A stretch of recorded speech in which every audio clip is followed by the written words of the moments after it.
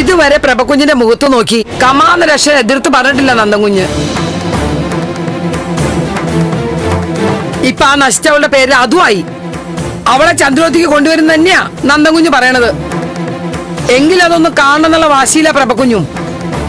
അവൾ ഒരൊറ്റൊരുത്തി കാരണം നല്ല സമാധാനത്തിൽ കഴിഞ്ഞിരുന്ന ചന്ദ്രോത്തും തമ്മിൽ അടിയായി. ഈ ആന്റിക്ക് ഇത് എന്തിന്റെ കേടാ? അവളെ ഇങ്ങോട്ട് കൊണ്ടുവരണമെന്ന് നന്ദൻ പറയുന്നതിൽ എന്താ തെറ്റ്? ഒരാളുടെ ജീവൻ രക്ഷപ്പെടുത്തി എടുക്കാനല്ലേ? അത് മനസ്സിലാക്കി അങ്ങ് സമ്മതിച്ചു കൊടുത്താൽ എന്താ ഇപ്പൊ? ജീവൻ രക്ഷപ്പെടുത്താൻ അവൾ ആരാ? അതിനവിടെ ഡോക്ടർമാരുണ്ട്. ആശുപത്രിയിൽ പ്രഭകുഞ്ഞിനെ അവള് വലിയ തലവേദനയായിരുന്നു. അതിനി ഇങ്ങോട്ട് വലിച്ചോണ്ട് വരാനുള്ള പണിയാ നന്ദൻകുഞ്ഞ് പറഞ്ഞോണ്ടിരിക്കുന്നത്. അതെന്തായാലും നടക്കില്ല. അപ്പൊ അങ്കിള് വേഗം എഴുന്നേറ്റ് നടന്നില്ലെങ്കിലും ആന്റിക്ക് ആന്റിയുടെ വാശി നടന്നാ മതി അല്ലേ? അതെ, അവർക്ക് അവരുടെ കുടുംബത്തിന് സമാധാനം വേണം. ദേവിക അങ്കിളിനെ നോക്കി ഒരു മൂലക്കിരുന്ന അവരുടെ സമാധാനം എങ്ങനെ പോകുന്ന അമ്മയെ പറഞ്ഞു വരുന്നത്? നീ എന്നോട് അതും പറഞ്ഞു കൂടുതൽ തർക്കിക്കാൻ നിൽക്കണ്ട. നീ ഒറ്റൊരുത്തനാ നന്ദൻകുഞ്ഞിനെ പറഞ്ഞ് പിരി കെട്ടണത്. പ്രഭകുഞ്ഞ് ഈ വാശി പിടിക്കുന്നതിനെ തക്കതായ കാരണം ഉണ്ടടാ. എന്താ ഞങ്ങളും കൂടെ ഒന്ന് അറിയട്ടെ. നിനക്കറിയില്ലടാ. അറിയാത്തോണ്ടല്ലേ ചോദിക്കുന്നത്. എന്നാലേ നീ അതെന്റെ വായന്ന് കേക്കണ്ട. പറഞ്ഞപ്പോ എന്നെ ചാടിക്കടിക്കാൻ വന്നല്ലോ. അതില്ലാണ്ടാക്കാൻ നോക്കിയതല്ലേ നീ. ഇനി മറ്റുള്ളവർ പറയണ കേക്കണ എന്തിനാ? പക്ഷെ നീ ഒന്ന് ഓർത്ത് വെച്ചോ, എത്ര മൂടി വെച്ചാലും സത്യം ഒരിക്കൽ പുറത്തു വരും. ഒരു രഹസ്യേ കാലാകാലം മറച്ചു വെക്കാൻ പറ്റില്ലടാ. ഉപ്പ് തിന്നവനെ വെള്ളം കുടിച്ചേ പറ്റൂ.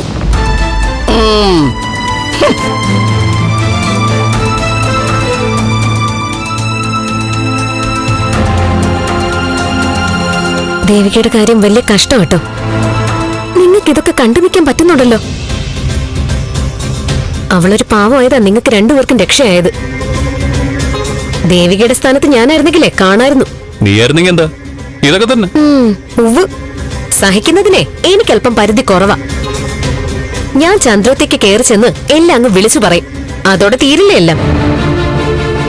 എവിടെയും കാലുകുത്താൻ സമ്മതിക്കാതെ കഷ്ടപ്പെടും അവള്. ശരിക്കും ആ കാര്യത്തിൽ ഒന്നാം പ്രതി മുരളീട്ടൻ തന്നെയാ. ഞാൻ എന്ത് ചെയ്തിട്ടാ? മുരളീട്ടന്റെ ഭാര്യയാണെന്ന് പറഞ്ഞ് ഈ വീട്ടിൽ താമസിപ്പിച്ചതാ ഈ കാര്യത്തിൽ പറ്റിയ ഏറ്റവും വലിയ മിസ്റ്റേക്ക് അല്ലെന്ന് പറയാമോ? ഗാലറിയിൽ ഇരുന്ന് അഭിപ്രായം പറയാനേ എല്ലാവർക്കും പറ്റും. ആ സമയത്ത് അതിനെ ഫേസ് ചെയ്യുന്ന ബുദ്ധിമുട്ടേ ഞങ്ങൾക്കേ അറിയൂ. അന്നീ പ്രശ്നത്തിന് ഇത് മാത്രമേ പരിഹാരം ഉണ്ടായിരുന്നുള്ളൂ എന്ന് പറയരുത്. നിങ്ങൾക്ക് തോന്നിയ ബുദ്ധി ഇതായിപ്പോയി, അതാ സത്യം. ഒരു പെണ്ണിനെ താലി കെട്ടിക്കൊണ്ടുവന്നിട്ട് വീട്ടുകാരെ പേടിച്ച് വേറൊരാളുടെ ഭാര്യയെന്ന് പറഞ്ഞ് ഒരു വീട്ടിൽ താമസിപ്പിക്കുന്നത് ഒരു സ്ഥലത്തും കേൾക്കാത്ത കഥയാ. ഇവിടെ കാണുകയും കേൾക്കുകയും ചെയ്തല്ലോ. അപ്പൊ മനസ്സിലായില്ലേ ഇത് ലോകത്തൊന്നും നടക്കാത്തല്ല എന്നുള്ളത്. കുറ്റം പറയാൻ എളുപ്പോ, ബാക്കിയുള്ളവർ അനുഭവിച്ച ടെൻഷനോ? നിങ്ങൾക്ക് എന്ത് അനുഭവിച്ചു എന്നായി പറയുന്നേ? ദേവിക അനുഭവിച്ചതിന്റെ 100-1 നിങ്ങൾ അനുഭവിച്ചിട്ടില്ല. മുരളിയേട്ട സേഫായി. നന്ദനും സെന്റി അടിച്ച് 4 ഡയലോഗും പറഞ്ഞ് വീട്ടിലേക്ക് പോവും. ദേവിക പെരുവഴിയിലായി. ആശുപത്രിയിൽ നിന്ന് ചന്ദ്രത്തേക്ക് കൊണ്ടുവന്നില്ലെങ്കിൽ ആ പാവം എന്ത് ചെയ്യും? നിങ്ങൾ അതൊക്കെ ഒന്ന് ചിന്തിച്ചു നോക്കിയിട്ടുണ്ടോ?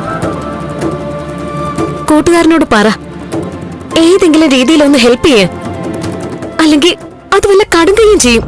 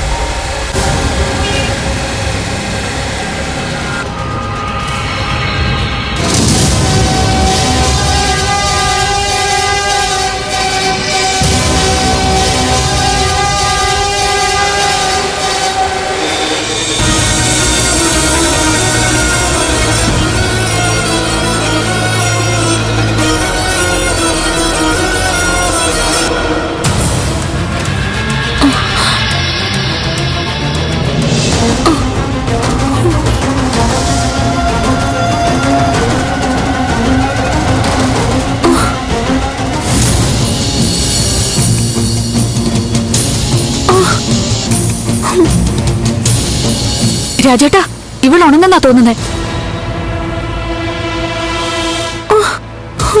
ആ സ്പ്രേ എടുത്ത് ഒന്നുകൂടെ അടിച്ചോ, ഉറങ്ങിക്കോളൂ.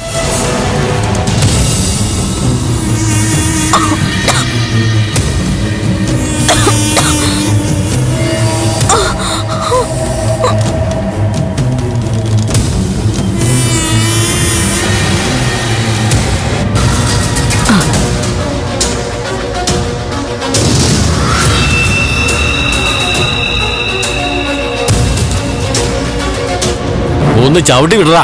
6 മണിക്ക് മുമ്പ് എറണാകുളത്ത് എത്തണം. ഭായ വിളിക്കില്ലേ രാജേട്ടാ? ഭായി അവിടെ വെയിറ്റ് ചെയ്യുമെന്നാ പറഞ്ഞേ. അവിടെ വെച്ച് നമുക്ക് ഈ മുതലിനെ കൈമാറണം. അവരിവളെ ഇന്ന് രാത്രി തന്നെ ബാംഗ്ലൂർക്ക് കയറ്റിവിടും. അപ്പൊ നമ്മുടെ കാര്യം എങ്ങനെയാ? നമ്മുടെ ഇടപാട് എറണാകുളത്ത് തന്നെ സെറ്റിൽ ചെയ്യും. അപ്പം തന്നെ തിരിച്ചും പോരാ. ഇന്നെന്തായാലും വനചേച്ചി പൊളിച്ചു. കൈപ്പെട്ട നല്ല തകർപ്പൻ കോള.